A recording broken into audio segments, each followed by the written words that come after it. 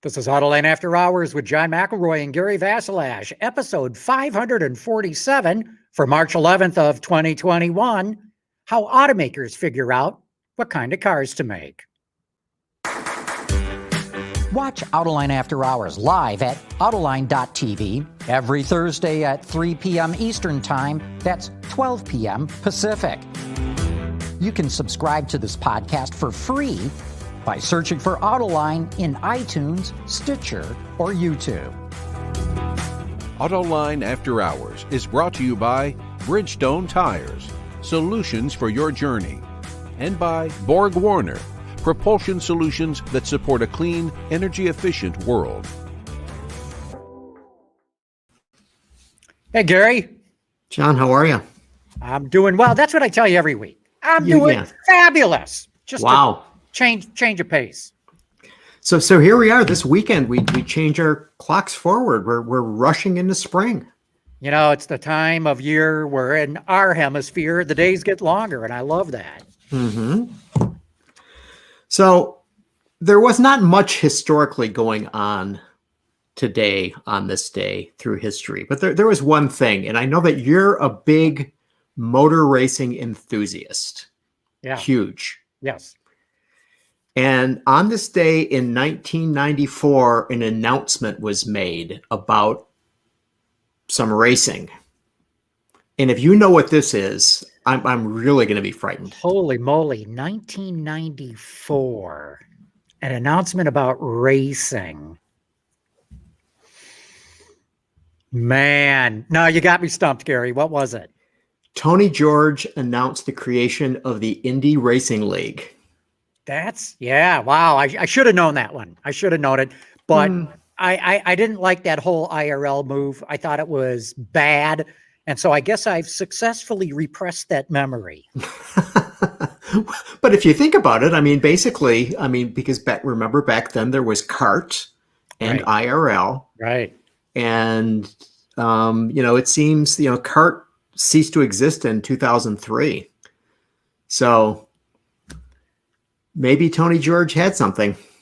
Well, sort of, but he's gone from the scene. The whole IRL format, which was going to be only ovals, remember, and only American racers, and that went by the wayside. And when you look at the teams that are dominating the sport today, they're all the old CART teams, not the IRL ones. Right. Yeah, I remember Oldsmobile was one of the engine suppliers way back then. Yeah, Olds was in there. Buick was in there. Mercedes. Buick was CART. Oh, Buick is CART. Okay. Yeah, you're right. So anyway, so not a big day auto history wise, but we got a big day on the show today. Yeah. Well, first let's bring in our colleague and friend, Jason Fogelson. Hello out there, Jason. Hi guys, how are you? Good to have Jason. you back on. Thank you. Good to be here. And your guitars. Of course. Yeah. In the background on the wall, right. But hey, let's get right. Wait, sorry, you were going to say? No, I was merely going to chat, but you're going to get to business, so that's more important. Well, business, sort of. We love to have great conversations on the show, and let's bring in our special guest for the day, Michael O'Brien. Hey, Mike. Hello, how is everybody doing today? It's very nice in Southern California, but having grown up in Chicago, I could tell you'll laugh when I say this, but it's really chilly here at 55. And for California, that's chilly. 55. It's warmer here in Michigan. Right. I'm sorry to say that. I know. I've heard that. Mike, great to have you on the show. We want to talk all kinds of things, product planning, what you see going on and all that. But just to get the conversation going, I'm curious, how do car companies do product planning? Do you guys, you've already got, vehicles on sale, so you know that you have to replace them, or maybe if they're not selling well, not replace them. But I'm also curious, do you literally put a big chart up on the wall with every single segment and who's in what segment and look for the veritable white spaces to where you might find some place that nobody else has got a product? Yeah, that's a little bit of I would say no, that's not the way they would do it. And if they do it that way, they're guaranteed to be 5 years late because you're copying products that are currently on the market. So motor companies generally try and do is they first look at buyers and how they use personal mobility. So they study the market, not the cars, they study buyers. And one car company I worked for a long time, years, they would actually they had a term called Genchi Gabutsu, which is go and see. And so they wanted to actually go in people's homes. They wanted to see how their kitchens were remodeled, the kinds of things they put in their closets, the kinds of clothes they bought, the things they did every day. So they'd like to follow the customers around and see what they did. If they went to Costco, if they went to Sam's Club, if they went to Home Depot, they wanted to see actually how they use their cars. I'll give you one example. So another car company I worked for noticed that one of the biggest problems with SUVs was, with passenger cars for older buyers is when they put groceries in the trunk, they had to bend way over and they had to put the groceries way down in that hole in the trunk. And so that inspired them to think about liftover height and platform height and focus more on making small SUVs suitable for older buyers. So the H point on a small SUV, when you swing your hips and fall into that seat, it's about the right height. You don't have to go up, you don't have to go down. Great for older buyers. The same with the tailgate. So when you have a lift up tailgate instead of a two-piece one, you lift it up and that height is just right for putting groceries. You don't have to bend over or bend down. You just set them in there. So it's all about knowing the customer, but then on top of that, you have to really look at regulations. You have to look at where people are living. Are they living in cities where they have difficulty parking and storing their vehicle? Is parking a challenge? So in that case, maybe a big full-size pickup's not a great idea for them. Is storage a challenge? How many vehicles are they going to have in the household? I'll give you another little story. We were in Texas developing a full-size pickup many years ago. And they were surprised when we went to a person's home and they had a whole line of vehicles and they referred to their big full-size van as the church van. And of course, the chief engineer asked, what is a church van? He said, well, we only use it on Sundays to haul our extended family to church. Well, in Texas, there's plenty of places to park, but you couldn't do that if you lived in Chicago or any other big city where you just can't afford to park a lot of vehicles. So it's another reflection on how people use cars. So it's first all about understanding the customer and how they use them and the regulatory background of that car, whether it's fuel economy or crash performance. And then they start looking at competitors and what they're doing. And again, as I mentioned at the beginning, benchmarking is guaranteed to give you a 5-year-old data set. Mike, it sounds to me that it sounds to me that what you're doing is you're identifying problems rather than necessarily coming up with clean sheet solutions. No, you're identifying usage and therefore coming up with a clean sheet solution. So you look at the Hyundai Santa Cruz. You know, when the first small SUV came out in 1996, the CR-V and the RAV4 came out about the same time, and then the Escape came shortly thereafter and others. Everybody in the industry thought, well, why would anybody want a small SUV?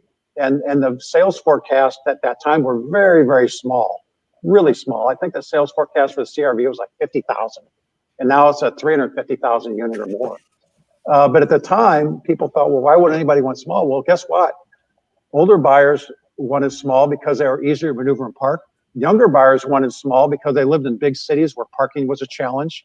And so this was an unforeseen new need, a new market need that people had not thought about. So it's really about finding, when you think about white spaces, finding white space with the buyer and where the buyer's driving their car and how they're using the car. That's where they're looking for white space first. And then second, you of course look at competitors' lineups and see what they're doing. One thing you could do in benchmarking though, is you look at several generations of a nameplate and you could see how they moved. And therefore you could forecast where they're going to move in the next generation. So you benchmark their current vehicle and say, well, you know, for the last 4 generations, they've increased it 2% in size or 1% in fuel economy or 3% in noise reduction. And so then you can kind of benchmark where they're going to go based on their prior performance and do that and then forecast benchmark. You've talked about benchmarking.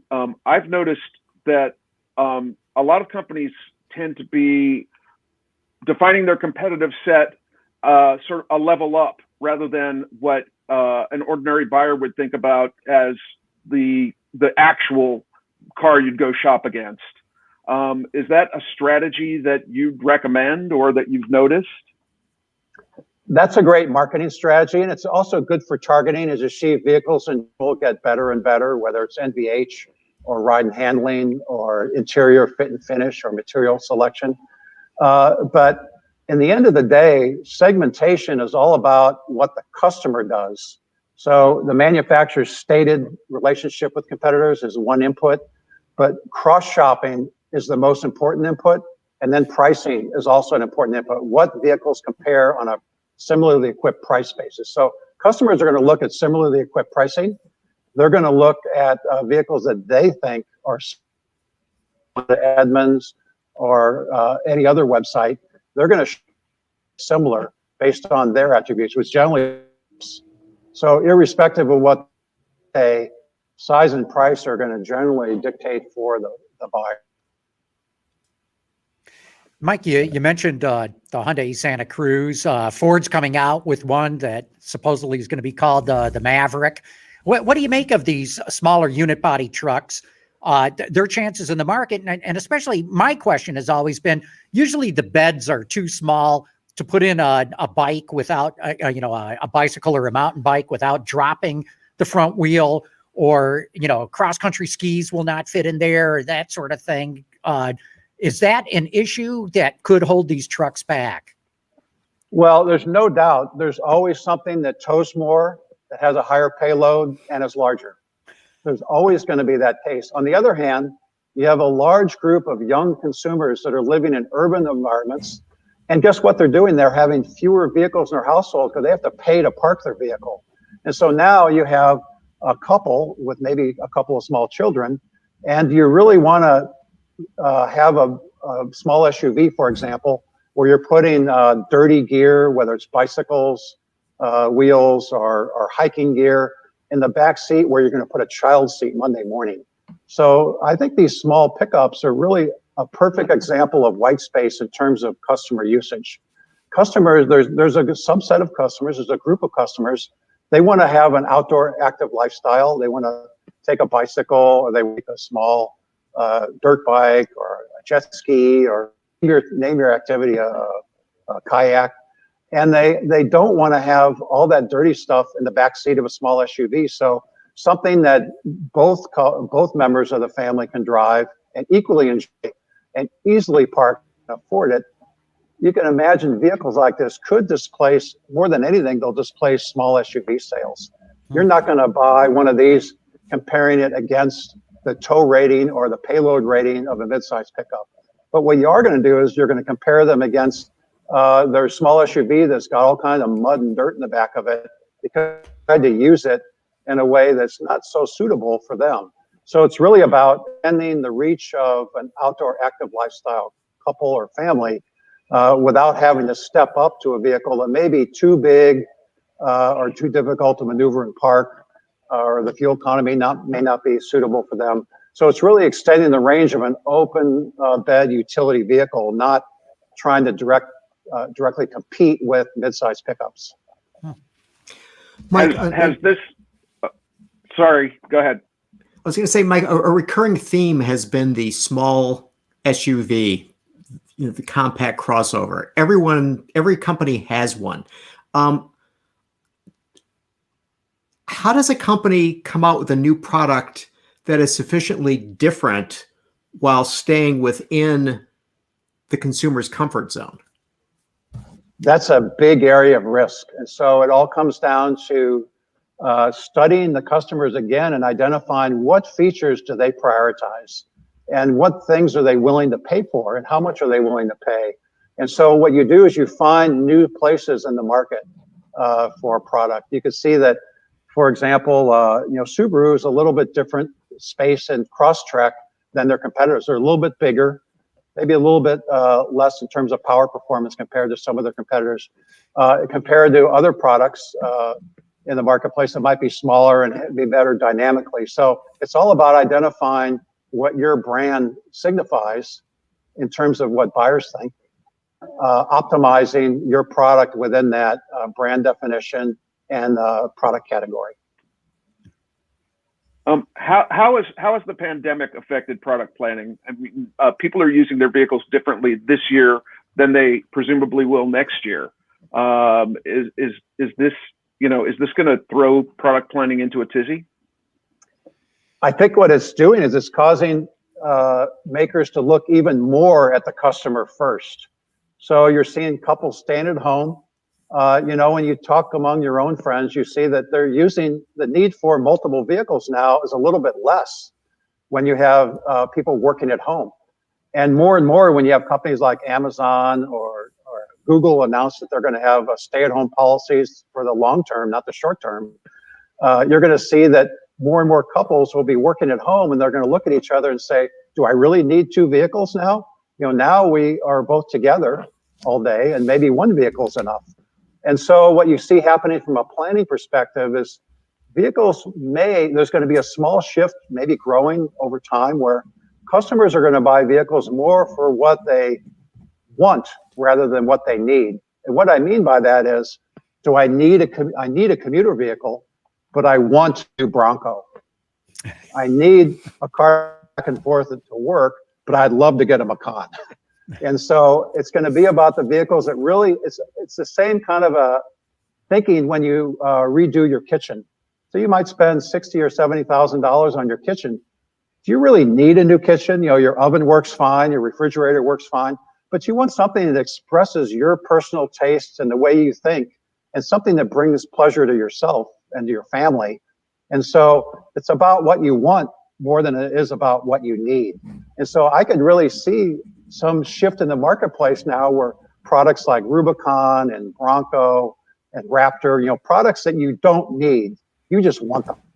Those kinds of products might take a more pivotal role in the vehicle manufacturer's lineup in terms of emotional attraction, because now I don't need a commuter car anymore. I'm commuting from home.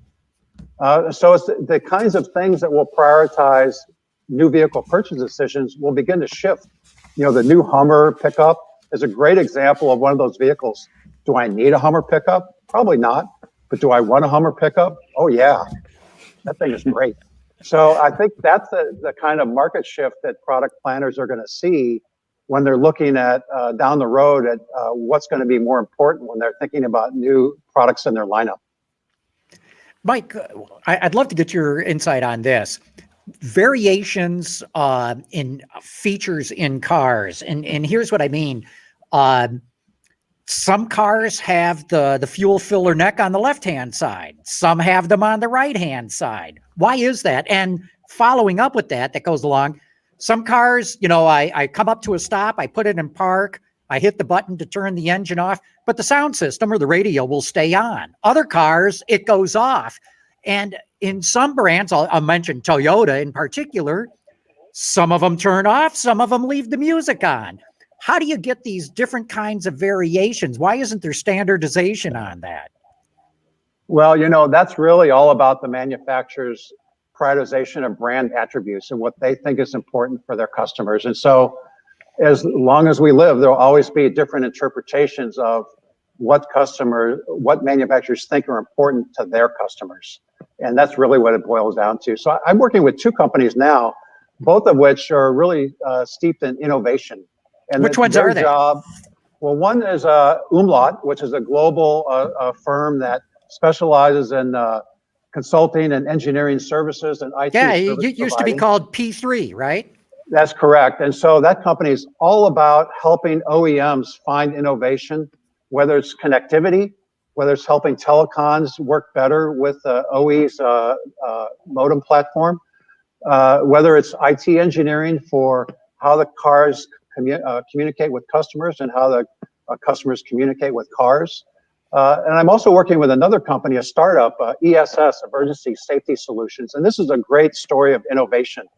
It's identifying a problem that's really been 70 years old, but nobody really looked at the data. So every year, about 72,000 car accidents occur because a disabled vehicle on the road is not properly seen by oncoming traffic. 72,000. And 15,000 people are injured in these accidents, and about 400 deaths or fatalities per year. And it's all because emergency flashers, hazard lamps, are based on 1951 mechanical relays and incandescent bulbs. Of course, now all cars have LED lamps and body control computers or modules. And so now you could change the lamps and the flash rate. Already cars have LEDs all throughout the industry, but yet they're not using them to properly alert oncoming traffic if there's a motor vehicle that's disabled. So now with this technology, we're just basically matching what's currently available in the technology space to what matches what customers will see. So now emergency flashers flash at 1 hertz per second, so 60 times a minute. But through many independent studies that have been done, about 5 hertz makes people think there's a problem. 1 hertz, nobody notices. It's basically not a problem. 5 hertz, everybody notices. So this is just something that's very simple that you can do that would dramatically change vehicles in terms of safety. It could help cut all these 15,000 a year accidents that occur because of disabled vehicles. It would reduce 72,000. It would cut the 15,000 injuries that result from them, and certainly cut fatalities as well. So there's just so much innovation going on in the industry now. It just amazes me every day, both with Umlaut and all of the innovation they're doing in the connectivity space, and this company ESS Emergency Safety Solutions identifying a specific problem and addressing it in the auto industry. Mike, I want to get back to this intriguing notion that you have about people buying the want, not necessarily the need. And it seems to me that historically, auto companies have had bread and butter vehicles that they make all of their money on. And then they're able to make these niche vehicles and, say, well, we're not going to sell all that many.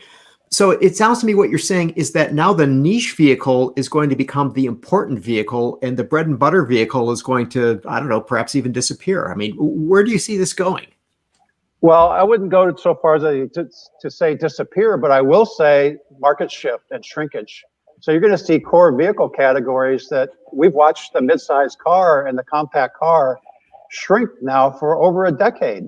And nobody thought it would shrink to the level that it has already gone to. And still, there's no clear sign of abatement.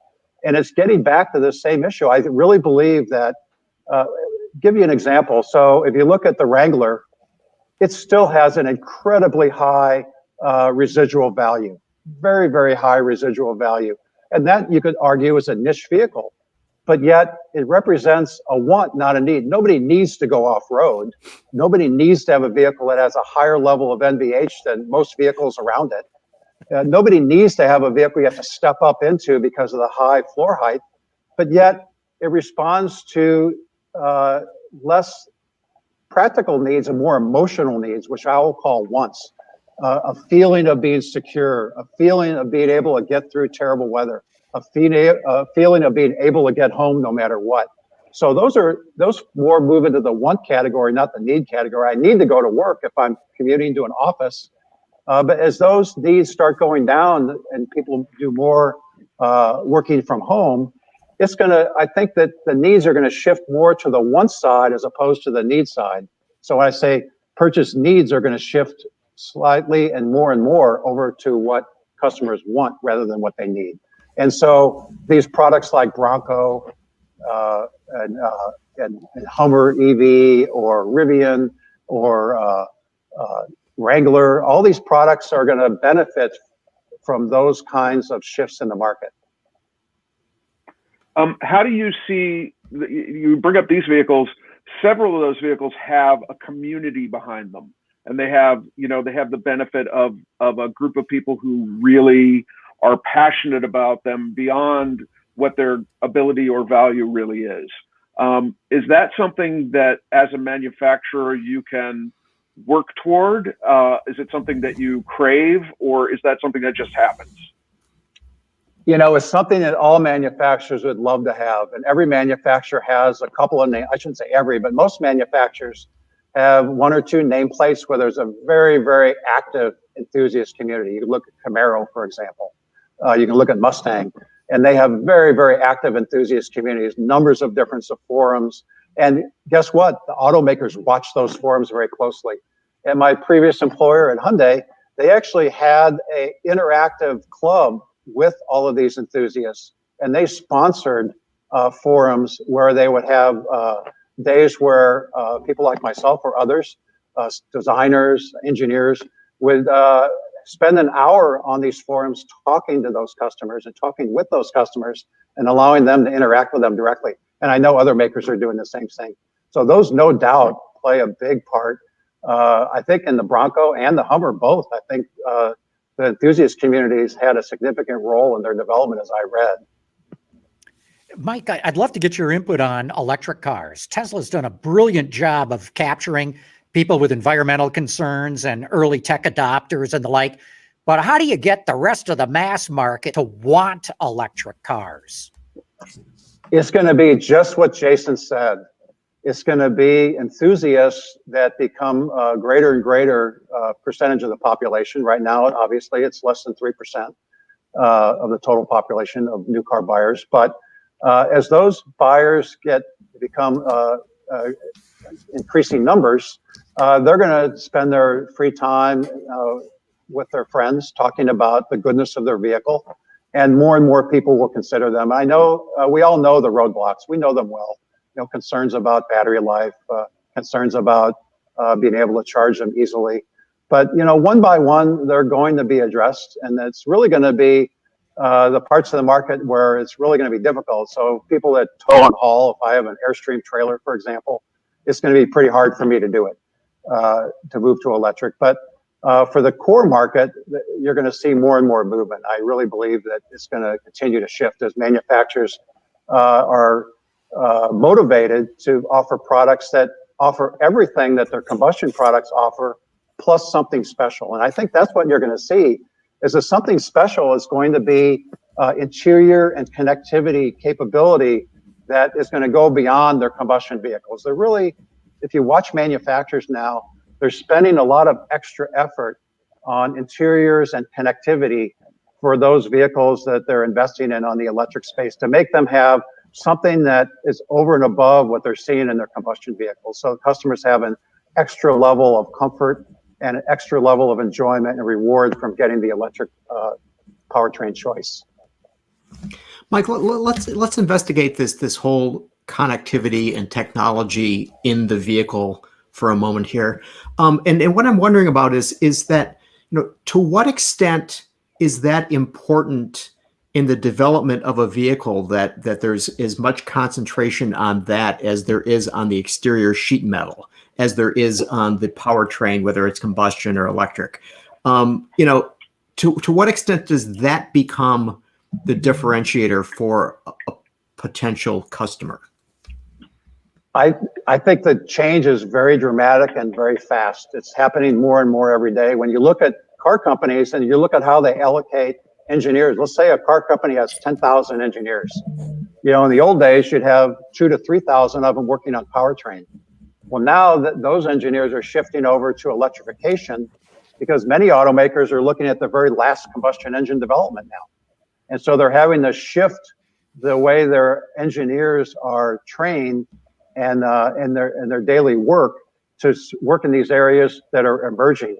I do believe that when you think about the convergence of autonomy and connectivity and electrification, there's no doubt connectivity has to become a much bigger player in the auto space. It has to.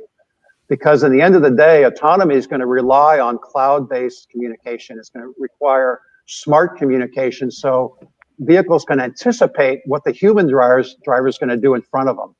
And when you have the cloud collecting data, you can see that human driver at that one intersection is generally going to do this or that. And that can inform the autonomous vehicle so they can make better choices in terms of how they move through an intersection. You know, a classic example is a T intersection in the Boston area. So what do you do when you're in the upper part of that T and there's no stop sign, those cars are sailing through? Well, normally you wait for some guy to slow down and give you the hand signal. And so you know you can make that turn. You can make the left turn coming up on the T.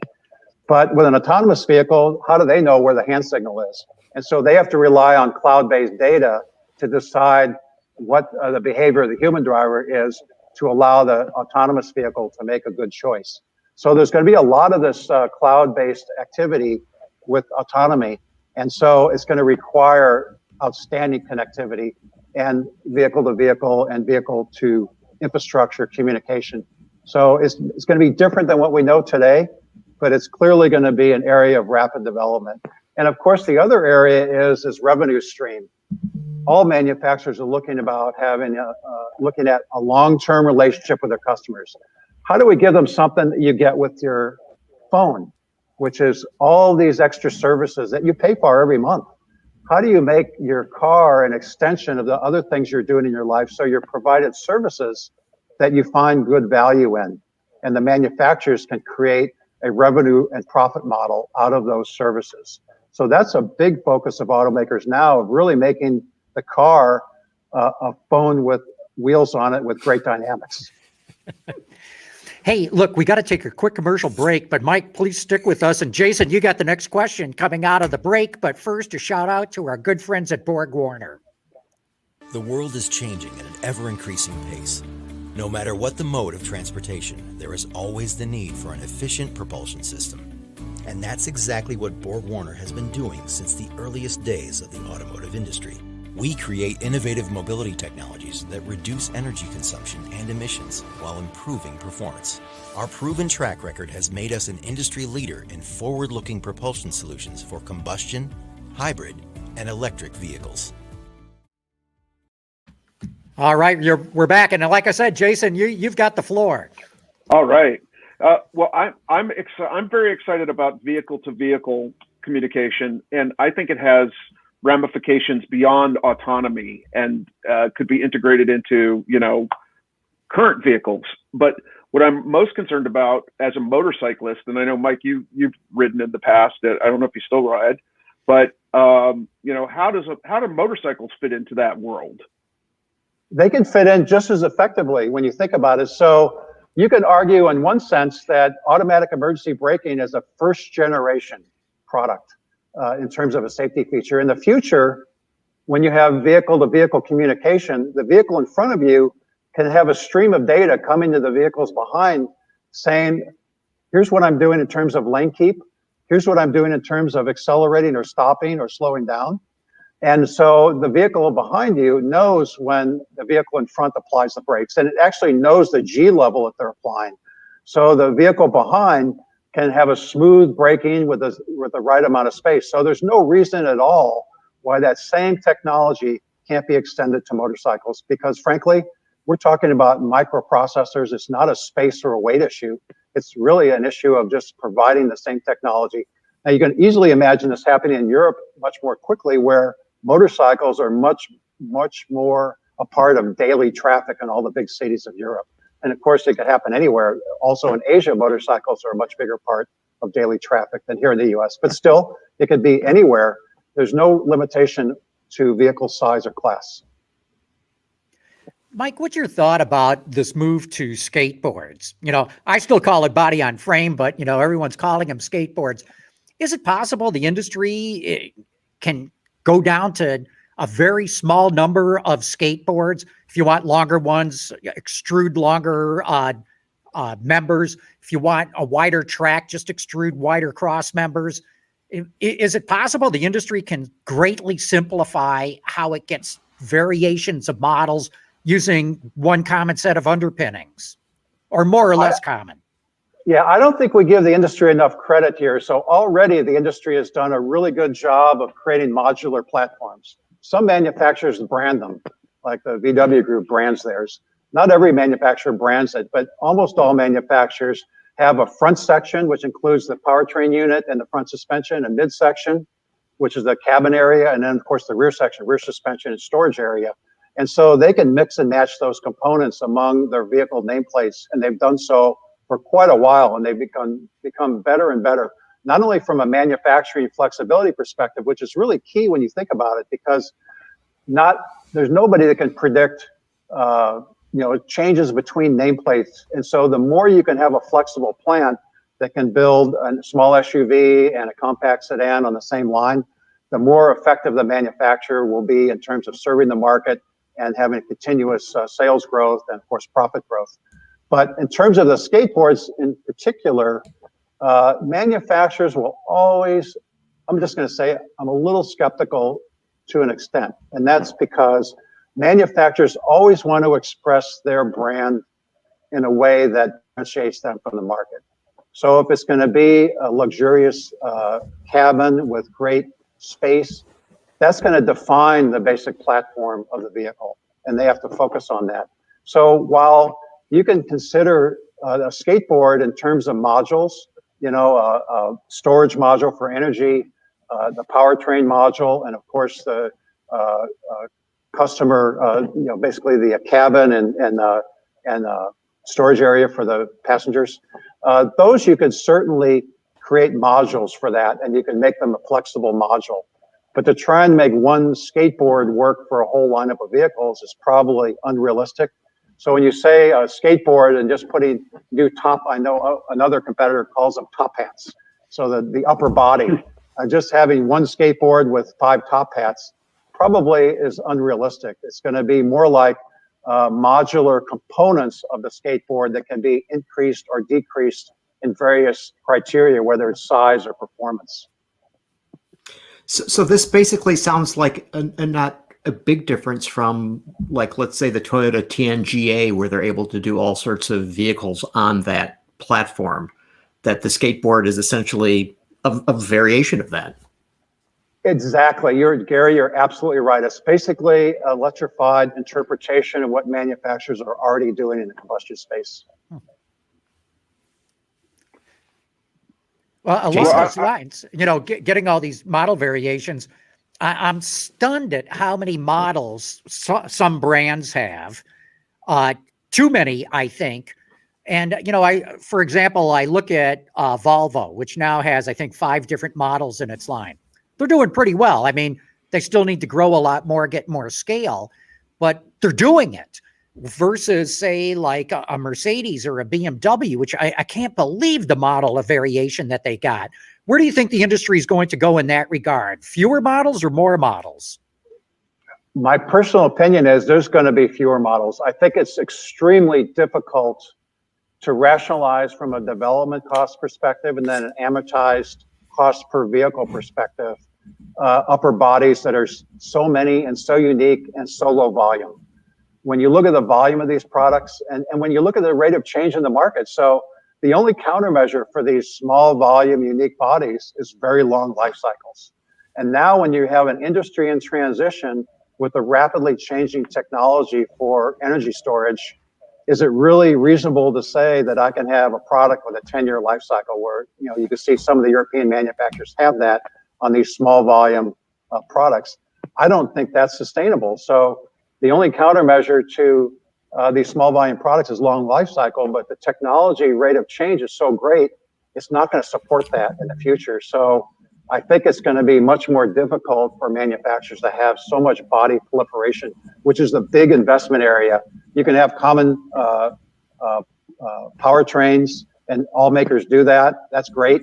But when you have a unique upper body, that's extremely expensive. And I think it's not going to be so easily supportable moving forward with the rate of change in technology. Do you think that there's any future for the battery exchange model? I've been reading a lot recently about refurbishment and replacement of battery packs in older EVs. And obviously that no one really thought about that when they were bringing out the early EVs. And at this point, they're starting to get into the 10-year-old category, and it doesn't seem practical or efficient. Is there any thought that you've heard in the industry about battery packs that are replaceable? So that's Jason, that's a fabulous question. I've spent years working with large energy providers we all know, like Southern California Edison.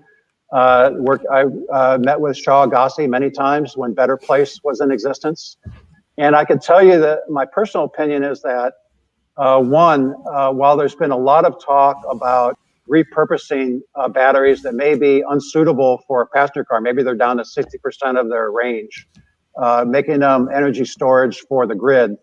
While there's been a lot of talk about it, The problem is there's just too many different packs, and you'd have to design a different storage and battery management solution for each one. So I personally believe it's not practical for them to be repurposed for grid storage.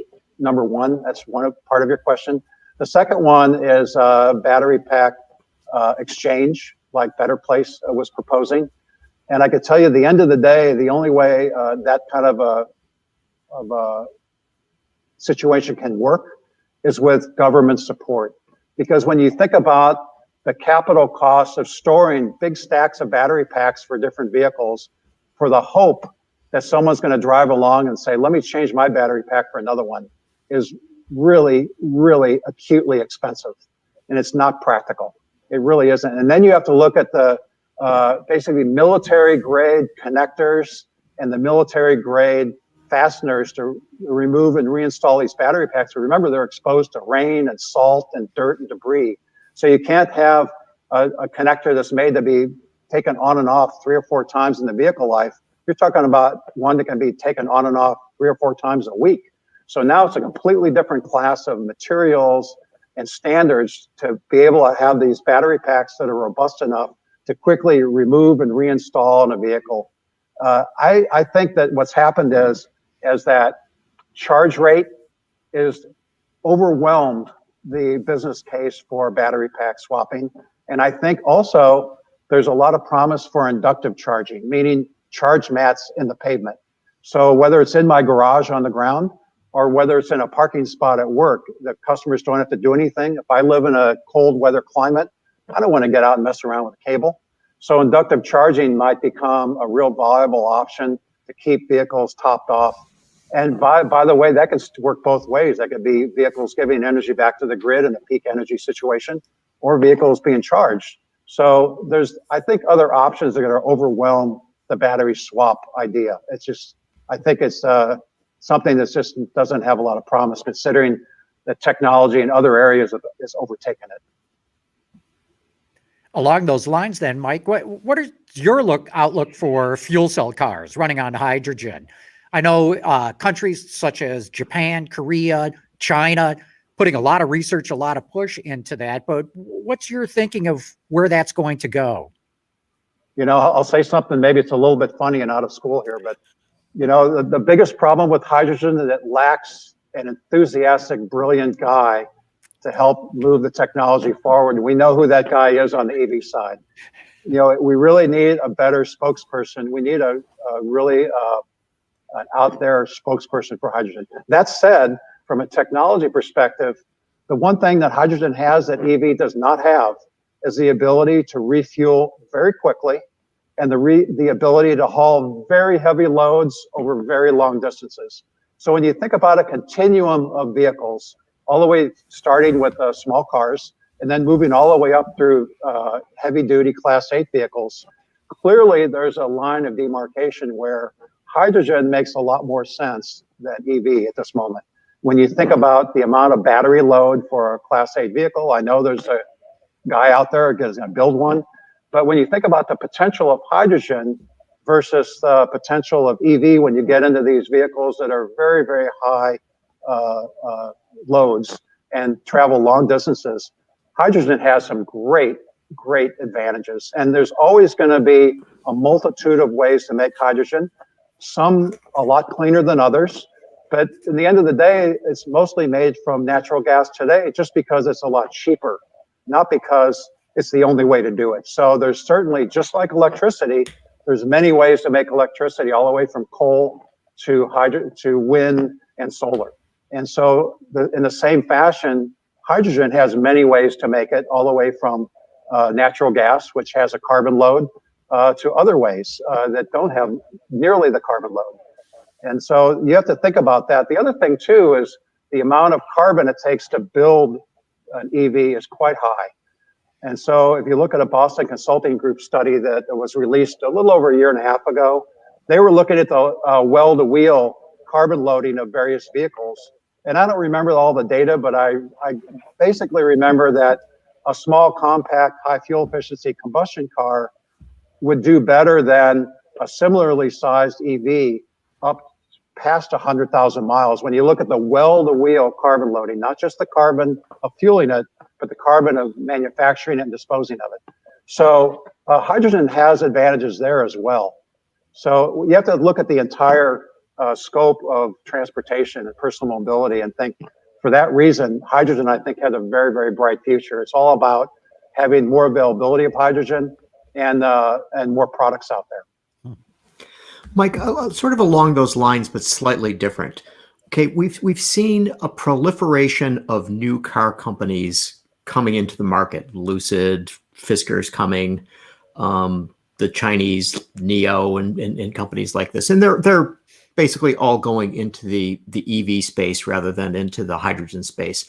So, do legacy car companies have the wherewithal to be able to compete with these startups when it's a technology that the legacy companies have not grown up with? I think they do. I just think it takes a rethinking. When you look at the success of Tesla, a big part of it is they had a blank slate. They didn't have to worry about legacy suppliers with conventional instrument clusters and legacy suppliers in terms of suspension or packaging. And so they looked at things very freshly. And I think legacy OEMs are very quickly realizing that on their own. And you see that through the creation of separate brands, which allows them to have separate engineering resources, separate design, and separate ways of looking at things, whether it's Hummer or you can see with Hyundai, they have their now Ioniq brand for EV products. And there's others, and Volvo's the same. So you see they're trying to separate out to allow fresh thinking and clean slate thinking within their own OE structure. Real good. I think we're going to have to wrap this segment up right now, but Michael Bryant, thanks so much for coming on the show. You're a fountain of great information here. You know, it's always a treat to get to meet with all of you. It's really wonderful, and it's good to see all of you. And I hope to see you again soon. Thanks, Mike. And then I'll ask you about adhesives. There you go. That's right. Hey, we're going to take another quick commercial break. We'll be coming back to talk more of news in the industry. But first, a shout out to our good sponsor, Bridgestone.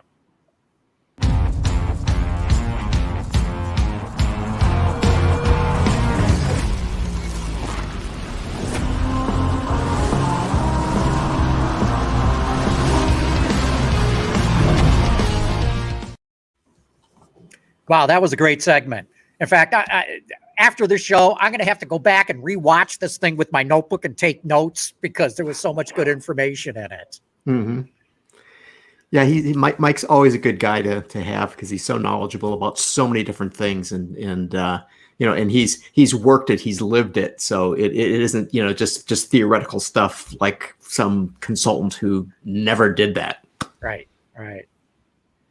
So, Gary, I know you got a list of topics that you think we ought to tackle right here. What's number one on the list? Well, number one on the list, and sort of just to keep segueing from his discussion of electrified vehicles, I thought it was fascinating to learn that, we talk about Tesla a lot in terms of their vehicles, but Elon also has this energy business that isn't discussed so much, and so we saw last month there was that terrible problem with the grid in Texas, and as you know that Tesla's building a plant in Austin.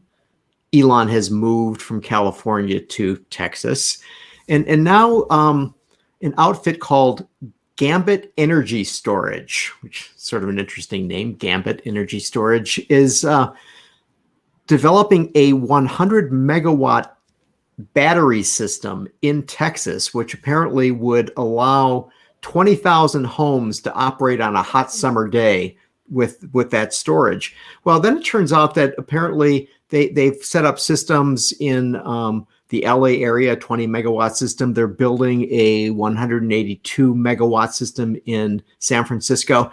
So, I begin to wonder, is he hedging his bets in terms of making sure that his car buyers have the wherewithal to charge, or is this part of a bigger vision that he has, analogous to how Toyota's building the Woven City in Japan to work out, the whole smart city thing, or is this just basically like, oh, I can make a few bucks doing this as well? What do you guys think? You're trying to read his mind is going to drive you crazy, because I think he definitely thinks on another level, and you're not, any kind of prediction that I've ever made about the future of his business has been wrong. I always thought that he was just building Tesla to prove the technology so that he could sell the technology to another company and license it. But that hasn't happened really. So I don't know what his grand scheme is.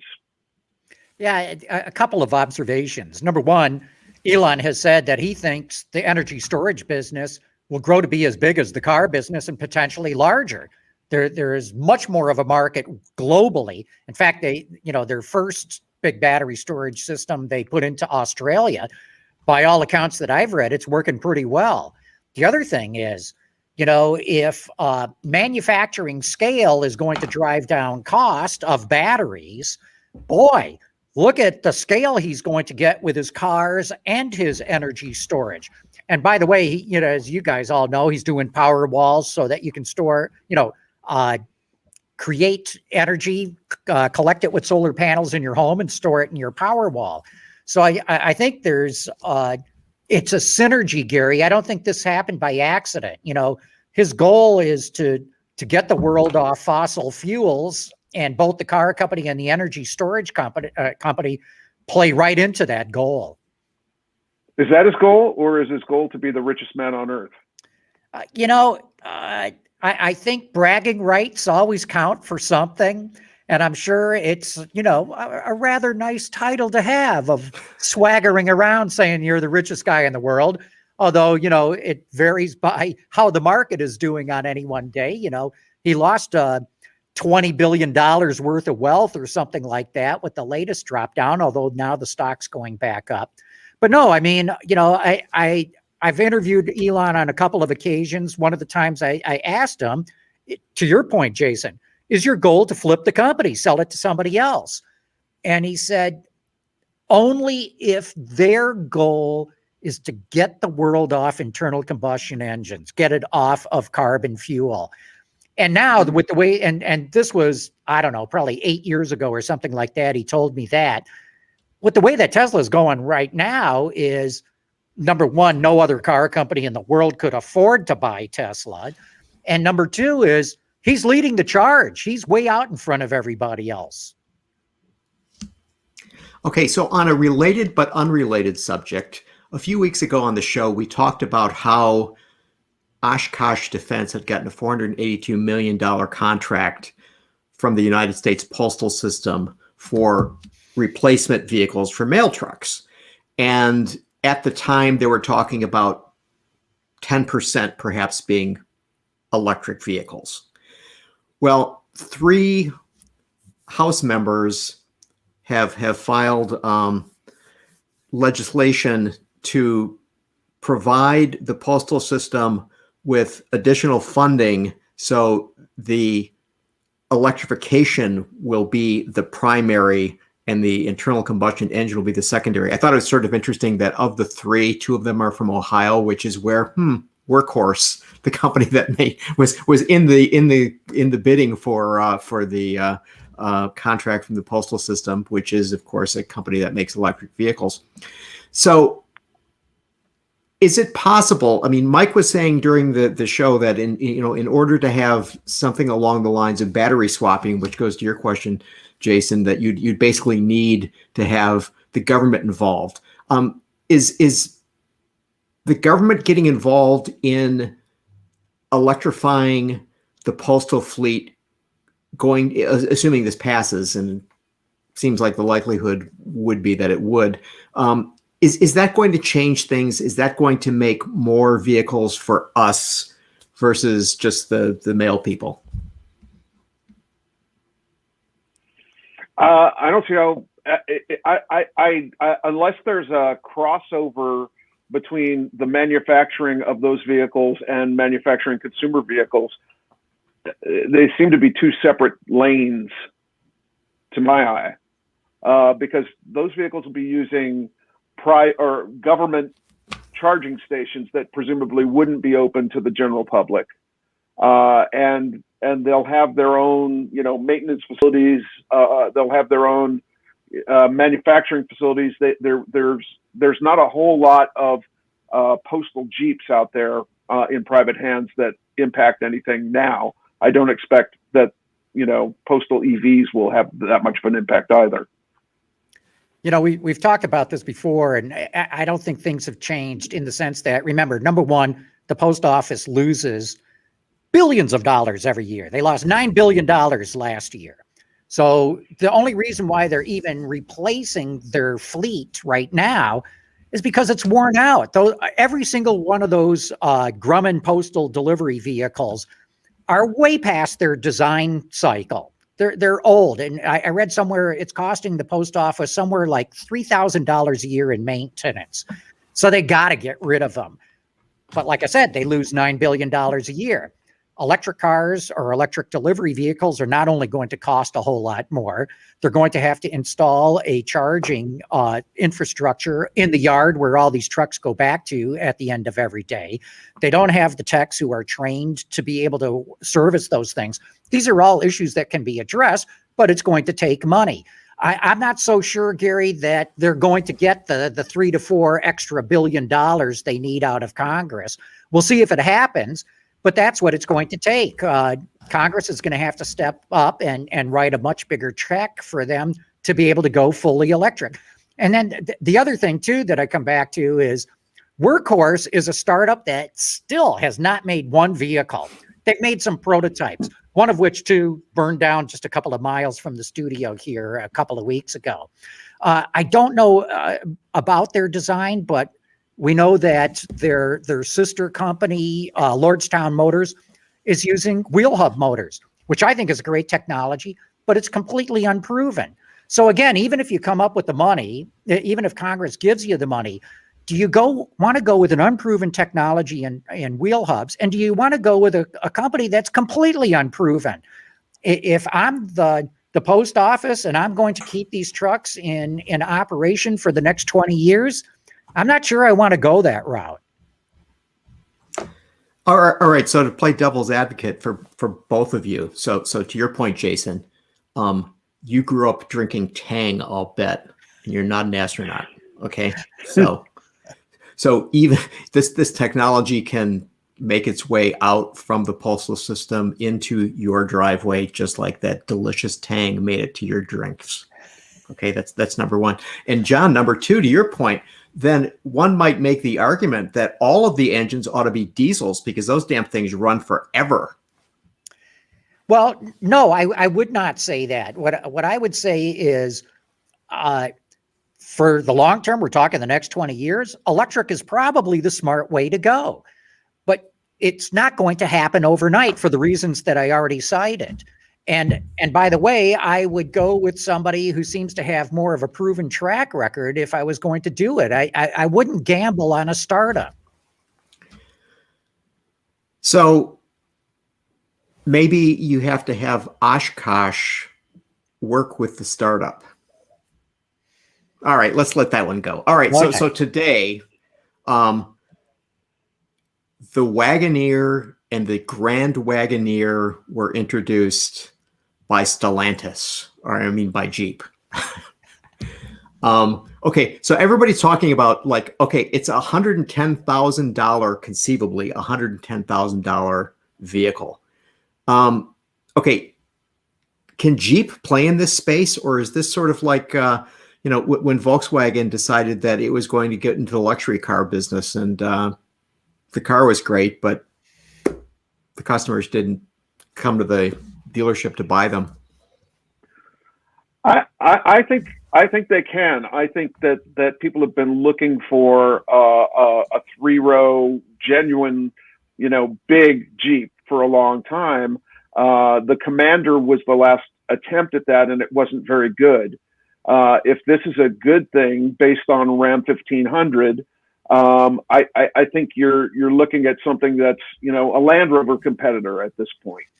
And the pricing then doesn't seem that outrageous. Yeah, I'm with Jason totally on this. Others are writing that Jeep is going after Escalade and Expedition. I'm with you, Jason. They're going after Land Rover. And with this vehicle, I mean, that interior is stunning. It's beautiful. I think they absolutely can do it. So Yeah, you think that they'll sell the high price point models, not the run of the mill 60 grand models? I think they have an opportunity to sell both. I think that's interesting to have Wagoneer and Grand Wagoneer as a little sub brand there. And I point to Land Rover again with, Range Rover and Range Rover Sport, which are vehicles that are very similar in a lot of ways, but differentiated by price point and a little bit more luxury too. So I really think that they're, what does a Trackhawk Grand Cherokee go for right now? Is that in the 80s at least? They're already almost playing for in that field. For an SRT for sure. Yeah, it's not that far off of what they're doing. So I think their audience is primed for it. The thing that surprised me was that that one of the points is that they're going to have 10 customer promises to every Wagoneer and Grand Wagoneer owner. And so there's this 10-point thing. And I read the 10 points and I'm just astonished that some of these are 10 points. For example, point number 2, there will be a high-tech and efficient sales and service experience using tablets and full integration to digital communication. It's like, Woo! Really? Number 4, a full tank of gas at vehicle delivery. Number 7, we will provide an appropriate service loaner. I think they're talking to their dealers more than their customers, aren't they? Oh, but they're saying that to build the highest level of confidence in both the product and vehicle purchase process, the brand is making these 10 promises. I mean, it's just like, so I begin to wonder, I mean, yes, they're selling, Grand Cherokee SRTs for a lot of money, but they're now getting into an area where if this is what they have to tell their dealers, to put a full tank of gas in the vehicle that somebody's buying for $100,000, I mean, this is something they have to tell. It's like, are they ready for this space? It's funny, Gary, when you start talking about tablets and 10 promises, sounds to me like Moses just came down from the mountain. Well, I'm sure they'll sell a lot. Yeah. Well, Okay. what do you think, Gary? What do you think? 110,000 Grand Wagoneer. I think this gets back to what Michael Bryan was talking about wants. Okay. I'm sure that is the perfect want vehicle for someone. I'm sure that, a Wagoneer is probably more of a need vehicle, to go back to Jason, as you were saying about, looking for a good 3-row vehicle and the accessibility and it's like, you look at the amenities that are in the Grand Wagon or the Wagoneer. I mean, it's just like, pretty damned impressive. I mean, those guys did their homework when they were developing these vehicles in terms of, everything that they're providing in there. So yes, I think that Grand Wagoneer, absolute want. Wagoneer, need. And I think that, vehicles like, that I think is where the action is going to be for those vehicles. But that's just me. Yeah. Here's a curious thing that came out today, and I don't know if you guys saw it or not, but so for whatever reason, the Washington Post did a live thing today with Mark Royce of General Motors, and talk. Right here. You got it in your hand right there. Okay, so here's the thing and Jason, maybe you can answer this question for me.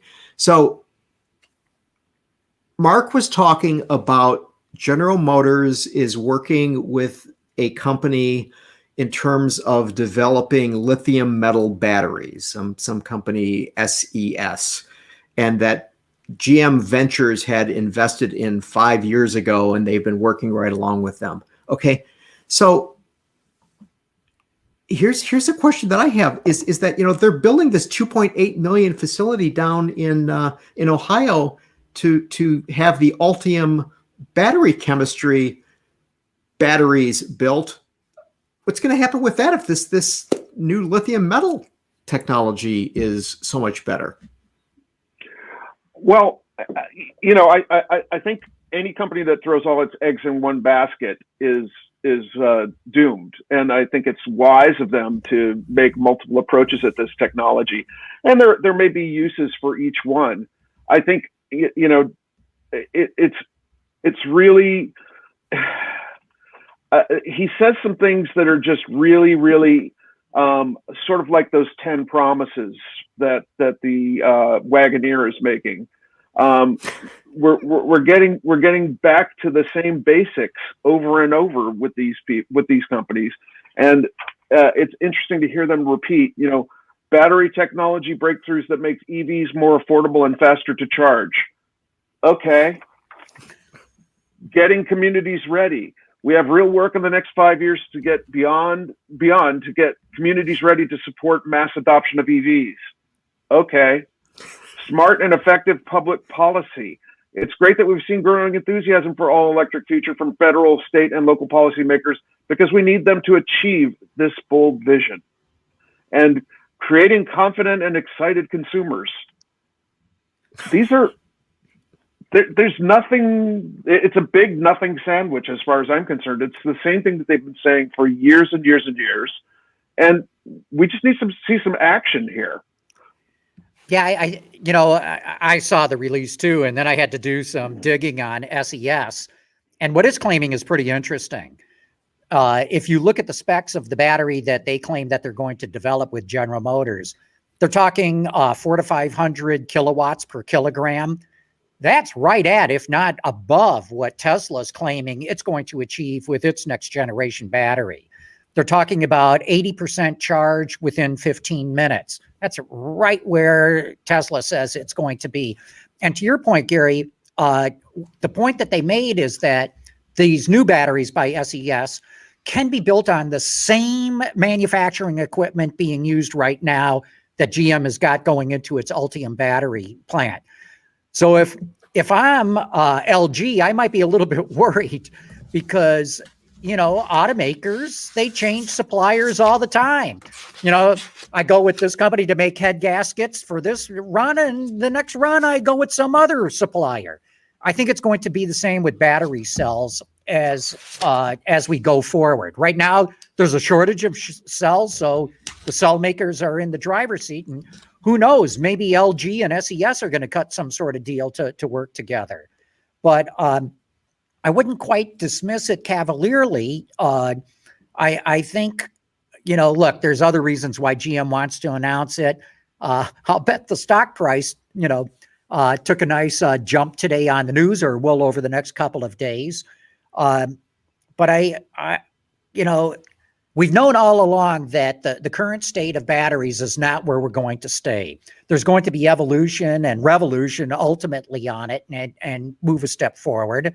And I think this SES, which is a spin out of MIT, may have the technology that's going to put GM on an even footing with Tesla.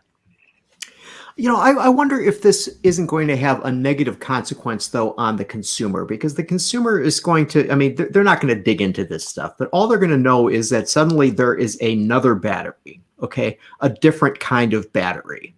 It's not like, okay, I've got an Everready D cell, and then I've got a Duracell D cell. You just sort of like, okay, those are pretty much the same thing. These are different. There's, like we've got this new breakthrough. And then meanwhile, Ford is going to be working on something different, and Stellantis is going to work on something different, and Toyota is going to, and you're a consumer, you're going to say, what the hell? I think I'll just buy an internal combustion engine. I know what I'm getting.